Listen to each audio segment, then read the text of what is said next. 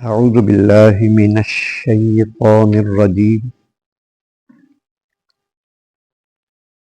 بسم الله الرحمن الرحيم. يوم ترى المؤمنين والمؤمنات. جس روز آپ دیکھیں گے مومن مردوں کو اور مومن عورتوں کو. یسعی نورہم، دوڑ رہا ہوگا ان کا نور، بین ایدیہم، ان کے آگے، وبایمانہم، اور ان کی دائیں جانب. بشری لکم الیوم، اور اہل ایمان سے کہا جائے گا کہ خوشخبری ہو تمہیں آج کے دن. جنات تجری من تحتها الانہار، ایسے باغوں کی جن کے نیچے نہریں بہہ رہی ہیں. خالدین فیہا، وہ اس میں ہمیشہ رہیں گے. ذالک هو الفوز العظیم، یہی وہ بہت بڑی کامیابی. یہ آیا کریمہ اہل جنت پر، اہل ایمان مرد اور اہل ایمان عورتوں پر اللہ تبارک و تعالی کا جو لطف و کرم ہوگا اس کا ذکر فرما رہے ہیں. قیامت کا منظر اور حشر کا جو منظر ہے وہ بڑا ہولناک اور پریشان کن ہوگا. وہ کافروں کے لیے، منافقوں کے لیے اور بد کرداروں کے لیے خوفناک ہوگا. اندھیرا بھی ہوگا اور تپش بھی بہت ہوگی، سورج بڑا قریب ہوگا اور بڑا پریشانی کا ماحول ہوگا. لیکن اللہ تبارک و تعالی یہاں ارشاد فرما رہے ہیں اپنے حبیب سے کہ اس روز آپ دیکھیں گے مومن مردوں کو، مومنہ عورت. یہاں ایسے مومن مراد ہیں جو اللہ تبارک و تعالی کے پوری طرح فرما بردار، جنہوں نے اللہ کو مانا، اللہ کے رسولوں کو مانا، اپنے عقائد آخرت کے بارے میں بھی درست کر لیے اور پھر اللہ کے احکام پر پابندی سے چلتے رہے. یہ ان کی بات ہو رہی ہے. اللہ ارشاد فرما رہے ہیں کہ یسعی نورہم، ان کا نور ان کے آگے آگے دوڑ رہا ہوگا. مطلب یہ ہے کہ ان کے پہلو کو روشن کر رہا ہوگا. اور ان کی دائیں جانب مفسرین لکھتے ہیں کہ دو جگہوں کا ذکر ہوا ہے نور کا، سامنے اور دائیں جانب. نور بلکہ آگے پیچھے پورے ماحول کو روشن کر دے گا. اور نبی کریم علیہ السلام نے بعض حدیثوں میں کئی میلوں تک مسافت کا ذکر فرمایا ہے کہ اہل ایمان کا جو نور ہوگا جو قبروں سے اٹھنے کے بعد فوراً ان کو مل جائے گا. یہ سچے مسلمانوں کی بات ہو رہی. تو یہ چمک جو ہے نا جی، یہ چمک نیک اعمال کی ہوگی. حضرت ابو درداء رضی اللہ تعالیٰ عنہ بیان کرتے ہیں کہ نبی کریم رؤوف الرحیم صلی اللہ علیہ وآلہ وسلم نے ایک دفعہ ذکر فرمایا صحابہ کرام نے کہ سارے انبیاء کی امتیں موجود ہوں گی، میری امت بھی ہوں گی، اور میں اپنی امت کو پہچان لوں گا۔ نبی کریم علیہ الصلوۃ والسلام کی یہ بات سن کر ایک شخص نے سوال کیا کہ یا رسول اللہ آپ کیسے پہچان لیں گے؟ آدم علیہ السلام کی اولاد ہے ساری آدم علیہ السلام کی اولاد ہے اور سارے انسان ہو گئے، تو یہ پہچان تمام میں سے کہ یہ آپ کی امت ہے کیسے پہچانیں گے؟ نبی کریم رؤوف الرحیم صلی اللہ علیہ وآلہ وسلم نے ارشاد فرمایا کہ میری امت کو اللہ تبارک و تعالیٰ نے ایسی ایک نشانی عطا فرمائی ہے جو اور کسی امت کی نہیں ہوگی۔ یا رسول اللہ وہ کیا؟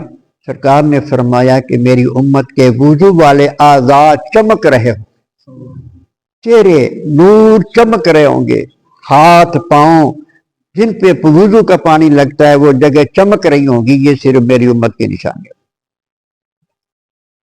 نبی کریم رؤوف الرحیم صلی اللہ علیہ وسلم نے پھر یہ بھی ارشاد فرمایا، ایک حدیث میں آپ نے یہ بھی ارشاد فرمایا کہ چمک کو زیادہ کیا کرو، یہ وضو والی جو چمک ہے نا اس کو زیادہ کیا کرو، یعنی بڑے احتیاط کے ساتھ وضو، منہ بھی پورے احتیاط کے ساتھ، یعنی پیشانی سے لے کر یہ گنڈی تک یہ سارا چہرہ ہے، یہ کانوں کی لو تک دونوں کو اچھی طرح پانی سے دھویا کرو، اور پاؤں بھی اچھی طرح، ایڑیاں کا بڑا آپ نے خاص کر کے ارشاد فرمایا کہ ایڑیاں سوکھی رہ جاتی ہیں، دھیان سے پوری طرح اچھی طرح وضو کیا کرو، چمک کو زیادہ کیا کرو۔ اور ایک حدیث پاک میں آتا ہے نبی کریم رؤوف الرحیم صلی اللہ علیہ وآلہ وسلم نے ارشاد فرمایا جو بندہ نماز کی پابندی کرے گا، نماز کی پابندی اس کو چمک عطا کرے گی۔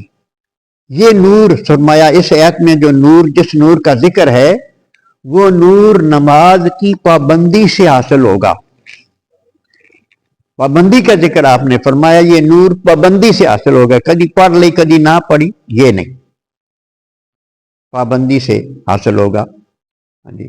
اور نبی کریم علیہ الصلوۃ والسلام نے ارشاد فرمایا کہ جو اندھیروں میں چل کر مسجد کی طرف میں جاتے ہیں ان کا یہ اندھیروں میں مسجد کی طرف چل کے جانا قیامت کے دن روشنی اور نور عطا کر دے گا۔ اس زمانے میں تو بتیاں نہیں تھی نا جی، بجلی نہیں تھی، اندھیرے میں چل کے لوگ آتے تھے۔ تو آج بھی کوئی اگر روشنی بھی ہے، جو بندہ چل کے آتا ہے، یہ نور تو عمل کا نتیجہ ہے نا، آنے کا نتیجہ ہے کہ اخلاص کے ساتھ اللہ کی رضا کے لیے اپنی مصروفیات، اپنا حرام برام وغیرہ چھوڑ کر جو آتا ہے مسجد کی طرف، وہ اللہ کی رضا کے لیے آتا ہے، تو یہ اللہ کی رضا کے لیے مسجد کی طرف چل کے آنا بھی اس دن نور بن جائے گا۔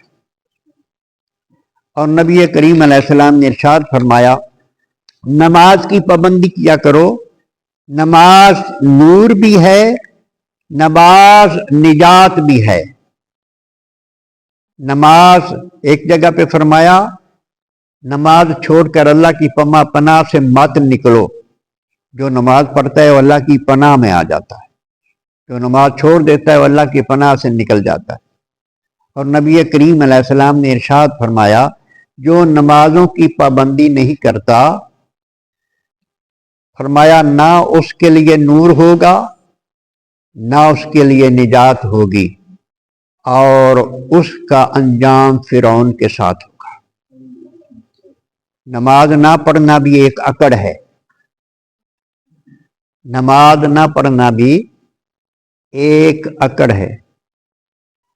اگر کوئی بندہ اپنے دوست کو یا کسی رشتہ دار کو یا کسی متحد کو بلاتا ہے आवाज सुनने के बाद वजूद भी वो नहीं आता, तो ये क्या है? अकड़ है ना जी।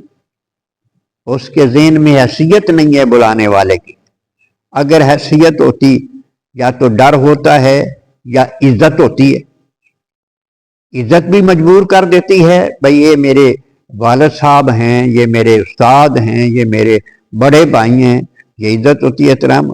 डर भी होता है कि मैं ना गया तो मेरा नुकसान होगा। तो अल्लाह तबारक व तआला की तरफ से बुलावा आता है नमाज की तरफ, और जो बंदा अकड़ा हुआ है तो ये अकड़ फिरौन से मिलते जुलते है, इसलिए फरमाया उसका अंजाम फिरौन के साथ होगा। लिहाजा जो नमाजें अदा करते हैं, जो नेक अमाल, और भी बहुत सारे नेक अमाल का जिक्र हुआ है कि उनके नतीजे में ये नूर मिलेगा, जो कब्र से उठने वाले के आगे पीछे वो नूर होगा, उसके मुस्तकबिल को रोशन कर देगा। तो इरशाद फरमाया अल्लाह तबारक व तआला ने, ज़ालिका हुवल फौज़ुल अज़ीम, ये है बड़ी कामयाबी। इत्थों दियां चंद बत्तियां ला के तो असीं समझने कि बड़े कामयाब हो गए, मकान बड़ा सोहना बना लिया है, हाँ जी, लाइटिंग बड़ी अच्छी हो गई है। तो अल्लाह तबारक व तआला ने ये इरशाद फरमाया है कि जो आखिरत का नूर हासिल कर लेता है वो असली कामयाब है। आगे मुनाफिकों का जिक्र है। उस वक्त मुनाफिक पुकारेंगे, कहेंगे जरा ठहर जाओ, दुनिया च कट्ठे रहिंदे सां ते इत्थे जरा सानू नाल लई चलो, साडे कोल नूर कोई नहीं। एक आयत पई आंदी है, इंशाअल्लाह कल इहदे ते बात होगी। अगों ईमान वाले कहेंगे अगर नूर चाहिए तो पीछे दुनिया चले जाए, उत्थों ही लैके आना जी, इत्थों नहीं मिल सकता। अल्लाह पाक समझने की तौफीक अता फरमाए। यहाँ मौका है, ये नूर यहाँ से जितना चाहे कोई बना ले। और ये है कि हर बंदे के अमल के मुताबिक नूर होगा। किसी का नूर मीलों तक होगा और किसी का सिर्फ इतना होगा कि उसके पाँव के नीचे रोशनी होगी, आगे पीछे रोशनी नहीं होगी। यानी जितना कोई नेक अमल ज्यादा करेगा उतना उसका नूर ज्यादा होगा। अल्लाह इसमें शौक पैदा करने की तौफीक अता फरमाए।